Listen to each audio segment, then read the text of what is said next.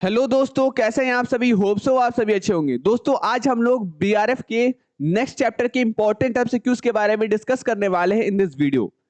यानी कि based regulatory framework के इंपॉर्टेंट क्वेश्चंस जो कि आपके सेमेस्टर एग्जामिनेशन के लिए बहुत ज्यादा इंपॉर्टेंट हो जाते हैं। तो इस चैप्टर से रिलेटेड जितने भी इंपॉर्टेंट एमसीक्यूज बन सकेंगे सारे के सारे इंपॉर्टेंट एमसीक्यूज हम लोग डिस्कस करेंगे इन दिस वीडियो। तो स्टार्ट करते हैं सबसे पहले एमसीक्यू से या सबसे पहले क्वेश्चन से। पहला क्वेश्चन आपका क्या दिया है कि ए जो है वो बी के साथ कॉन्ट्रैक्ट करता है इस बात को लेकर कि अगर वो जिंदा रहा तो बी के या बी का जो घोड़ा है वो खरीद लेगा। अगर ए सरवाइव कर जाएगा तो बी का वो घोड़ा क्या कर लेगा, खरीद लेगा। और इसके साथ किसके साथ कॉन्ट्रैक्ट करता है इस बात को लेकर, बी के साथ। तो ऐसे केस में क्या होगा, क्या ऐसे केस में वो एक कॉसी कॉन्ट्रैक्ट होगा, वॉइड कॉन्ट्रैक्ट होगा, कंटीजेंट कॉन्ट्रैक्ट होगा या कंडीशनल कॉन्ट्रैक्ट होगा? कैसा कॉन्ट्रैक्ट होगा बताइए। ठीक है, कौन सा कॉन्ट्रैक्ट होगा ये?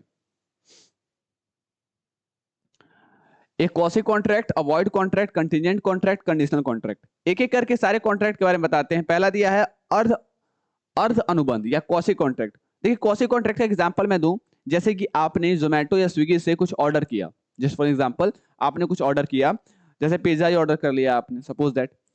और वो आपके हाउस के एड्रेस पे ना जाके किसी और के हाउस के एड्रेस पे चला गया और उस बंदे ने उसको ले भी लिया, कहा कि भाई मुफ्त का चंदन घस रघुनंदन।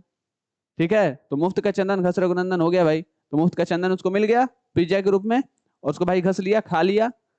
तो ऐसे केस में क्या उस बंदे की गलती है जिसने कि उसका फायदा उठाया? नहीं, उसका इसमें इन्वॉल्वमेंट होगा ही नहीं। गलती किसकी है? गलती स्विगी की है, जोमेटो की है। ठीक है, तो ऐसे केस में क्या होगा? ऐसे केस में वो जो पार्टिकुलर कंपनी है जहां से आपने वो चीज ऑर्डर किया है उसको या फिर उस पर आप क्या कर सकते हो, केस कर सकते हो। ठीक है, तो उस केस में कैसा कॉन्ट्रैक्ट आपका और उस बंदे का बनेगा जिसने आपका यूज किया है या फिर जिसने आपके ऊपर फायदा उठाया है? Quasi contract. ठीक है, तो वैसा कॉन्ट्रैक्ट क्या होता है? क्वासी कॉन्ट्रैक्ट होता है। तो ये होता है क्वासी कॉन्ट्रैक्ट। क्वासी कॉन्ट्रैक्ट उस केस में बेहतर होता है पार्टीज के लिए जब आप उस व्यक्ति के साथ डील नहीं किए रहते हो, या उस केस में रेमेडी का काम करता है जिस पार्टी के साथ अभी आप कॉन्ट्रैक्ट नहीं किए हो। ठीक है, तो उस दौरान ये कौशल कॉन्ट्रैक्ट आपके लिए किस चीज का काम करता है? रामबाण का या किस चीज का? रेमेडी का। नेक्स्ट क्या दिया है? Avoid contract. अब ये वॉइड कॉन्ट्रैक्ट का मतलब क्या होता है पता ही आपको भी? वर्ड कॉन्ट्रैक्ट क्या होता है?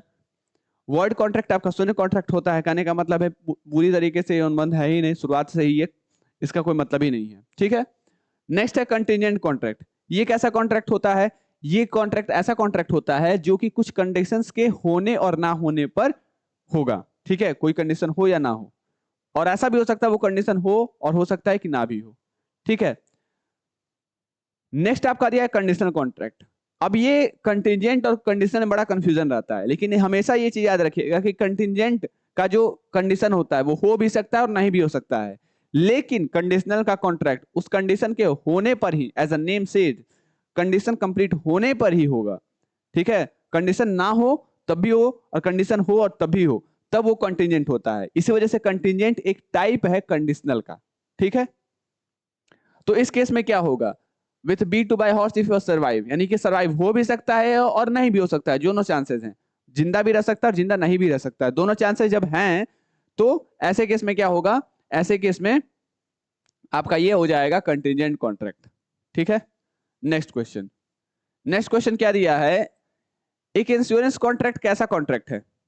एक इंश्योरेंस कॉन्ट्रैक्ट कैसा कॉन्ट्रैक्ट है? क्या ये कंटीजेंट कॉन्ट्रैक्ट है, वैगरिंग एग्रीमेंट है, अनइन्फोर्सेबल कॉन्ट्रैक्ट है या वॉइड कॉन्ट्रैक्ट है? वैगरिंग का मतलब बेसिकली आपका क्या होता है? वैगरिंग का मतलब होता है बाजी समझौता, या फिर आप जब बाजी वगैरह लगाते हो, जब सट्टेबाजी करते हो, स्पेकुलेशन वगैरह करते हो, तो क्या वो इंश्योरेंस कोई स्पेकुलेशन का गेम है? जी नहीं, स्पेकुलेशन का गेम तो बिल्कुल नहीं है, यानी कि वो बाजी है नहीं। अनइन्फोर्सेबल कॉन्ट्रैक्ट है, ये भी गलत है। ठीक है, शून्य अनुबंध है, ये भी गलत है। तो बचा क्या आपका? केवल एक आकस्मिक अनुबंध या फिर कंटिजेंट। हो भी सकता है आपका इंश्योरेंस, भाई मर गए तो इंश्योरेंस मिलेगा, नहीं मरे तो इंश्योरेंस का पैसा अमाउंट आपको नहीं मिलेगा, जब मरोगे तो मिलेगा। ठीक है, अच्छा, अगर कंटिजेंट डिपेंड करता है मियर विल पर, यानी कि अगर यदि आकस्मिक केवल वचनदाता की इच्छा पर निर्भर करती है, तो यह क्या है? ये क्या है? तो ये क्या है आपका? यदि आकस्मिकता केवल वचनदाता की इच्छा पर निर्भर करती है, तो क्या ये वैलिड है, क्या ये वॉइड है, क्या ये इलीगल है, या फिर ये डिपेंड करता है सरकमस्टांसेस पर। तो अगर कंटीजेंट डिपेंड करता है या फिर यदि आकस्मिकता केवल वचनदाता की इच्छा पर निर्भर करती है, तो ये एक तरह का क्या है, अगर इच्छा पर है ना, तो इच्छा पे है तो कुछ भी हो सकता है, तो इसका कोई मतलब ही नहीं है, ठीक है। इच्छा पे है तो इच्छा तो बहुत सारा चीज करता है, इम्पॉसिबिलिटी भी उस इच्छा में आ जाएगी। तो जब इम्पॉसिबिलिटी आती है तो आपको पता है क्या होता है, वॉइड। तो सिंपल सा क्या हो जाएगा, वॉइड या फिर शून्य। A contract of life insurance, जो लाइफ इंश्योरेंस का कॉन्ट्रैक्ट है, उसमें performance of which depends upon future event falls under the category of, अभी मैंने बताया था क्या होगा, वो आपका किस कैटेगरी में आएगा, वो आपका आएगा कॉन्ट्रैक्ट ऑफ इंडेमनिटी में, कॉन्ट्रैक्ट ऑफ गारंटी में, कंटीजेंट कॉन्ट्रैक्ट में, या स्पेशल टाइप ऑफ कॉन्ट्रैक्ट में। किस में आएगा वो, किस में आएगा, तो ये बेसिकली आपका किस में आ जाएगा, ये आ जाएगा आपका कंटीजेंट कॉन्ट्रैक्ट में, आकस्मिक अनुबंध में। आकस्मिक अनुबंध पर क्वेश्चन देख ले कितने हैं, तो हिंदी वाला है,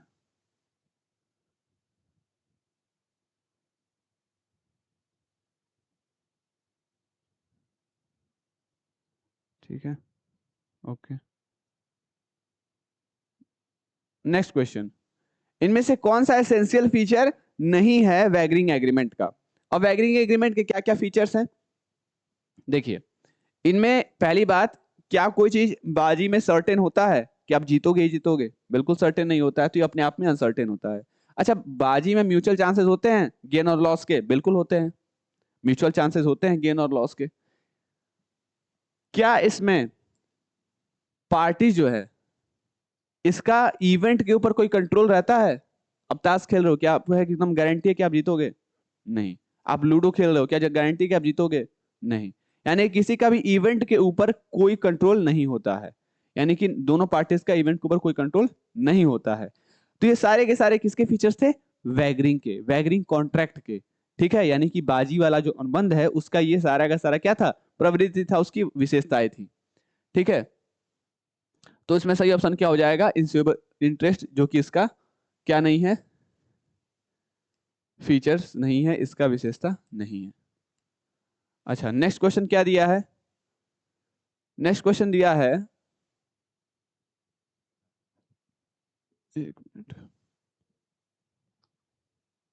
नेक्स्ट क्वेश्चन क्या दिया है कि कंटीजेंट कॉन्ट्रैक्ट जो है ये डिपेंडेंट होता है फ्यूचर अनसर्टेन इवेंट के होने पर, और इसको हम इन्फोर्स कर सकते हैं किस इवेंट में, हैपन जब होगा तब, does not happen, does not become impossible, और बोथ ए एंड सी।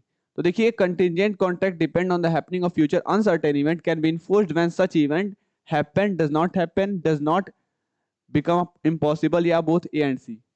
तो ऐसे केस में क्या होगा भाई, कि जब आपका कोई इवेंट क्या हो, ऐसे केस में क्या है आपका, कि जब आपका इवेंट क्या हो, हैपन हो, क्या हो, हैपन हो, या फिर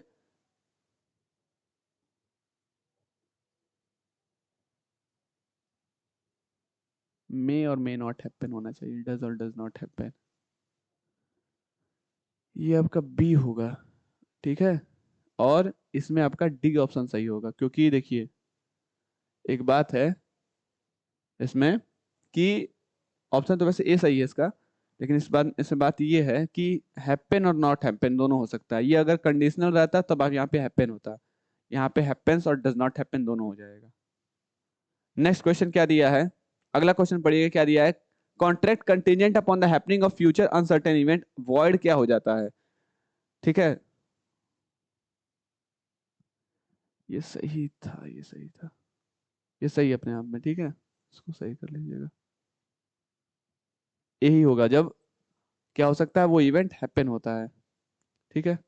अगला क्वेश्चन क्या दिया है, contract contingent upon the event of future uncertain event, वो वॉइड कब हो जाता है, जब वो इवेंट नहीं होता है, जब वो इवेंट होता है, या फिर जब या फिर नन ऑफ द अबव। तो क्या केस होता है, जब वो इवेंट इम्पॉसिबल हो जाता है उस केस में होता है, अगर इवेंट हैपन, अगर इवेंट नहीं होता है, किस केस में वो contract contingent upon the happening of future uncertain event void हो जाता है, शून्य कब माना जाता है, तो शून्य माना जाता है जब इवेंट इम्पॉसिबल होता है।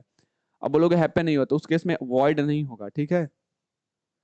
Contract contingent upon the non happening of future uncertain event becomes void when such event void कब हो जाएगा, नॉन हैपनिंग ऑफ, तो जब वो हैपन नहीं होगा या फिर जब वो हैपन होगा कब, तो ऐसा इवेंट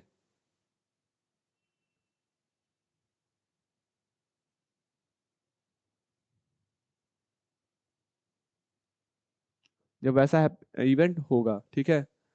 कह रहा है क्या सिंपली कि अब भविष्य की अनिश्चित घटना के ना होने पर आकस्मिक अनुबंध तब शून्य हो जाता है जब जब ऐसी घटनाएं होती है या नहीं होती है, जब इवेंट इम्पॉसिबल होता है या इनमें से कोई नहीं। तो इसका सही ऑप्शन क्या हो जाएगा, जब आपके अनसर्टेन इवेंट क्या हो जाते हैं, वॉइड हो जाते हैं।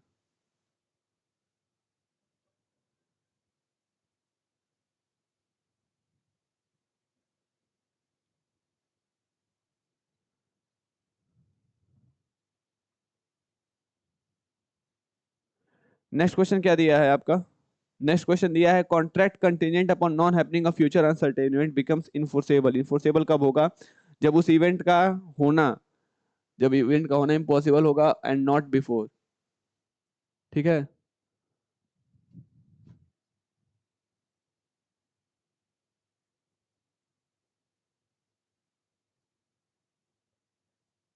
ठीक है, यहाँ पे नॉन हैपनिंग पर ध्यान दीजिएगा, non happening of future uncertain event, ठीक है। अगर फ्यूचर अनसर्टेन इवेंट नहीं होता है तो वो इनफोर्सेबल हो जाएगा जब हैपनिंग उस इवेंट का इम्पॉसिबल और नॉट बिफोर होगा।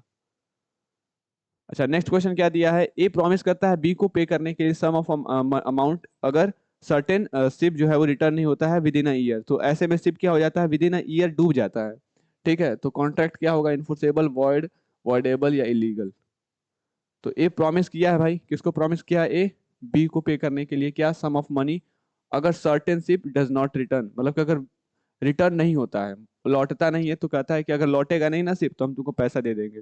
तो ऐसे केस में कॉन्ट्रैक्ट क्या होगा, enforceable, void, voidable, illegal. Enforceable होगा भाई, बोला था। अगर ऐसा बोलता कि नहीं डूबेगा तब हम रिटर्न करेंगे, बोला था कि डूब जाएगा तब रिटर्न करेंगे, मतलब कि डज नॉट रिटर्न मतलब कि व्हाट, कि डूब जाए या फिर आए ना, तो भाई डूब गया तो आएगा नहीं। नेक्स्ट क्वेश्चन क्या दिया है, कंटीजेंट कॉन्ट्रैक्ट टू डू और नॉट टू डू एनीथिंग अगर इम्पॉसिबल इवेंट होता है तो ऐसे केस में वो वॉइड होता है, शून्य। कंटीजेंट कॉन्ट्रैक्ट डिपेंडेंट होता है नॉन हैपनिंग पर इवेंट के within a fixed time can be enforced if the event, तो अगर event does not happen within the fixed time और before the time such event becomes impossible, both A and B, ठीक है। Next क्या दिया है, एक contingent contract में जहाँ विच इवेंट इज कंटीजेंट, कौन सा इवेंट कंटीजेंट है, main event, collateral event, both A and B या नन ऑफ द अबव। तो कंटीजेंट कॉन्ट्रैक्ट में कंटीजेंट क्या होता है, कंटीजेंट आपका होता है कोलेटरल इवेंट, ठीक है। हो सकता है लोन पे करे ना पे करे, ठीक है। तो कंटीजेंट आपका कोलेटरल इवेंट होता है, तो संपार्श्विक घटना, इसका सही ऑप्शन हो जाएगा ऑप्शन बी।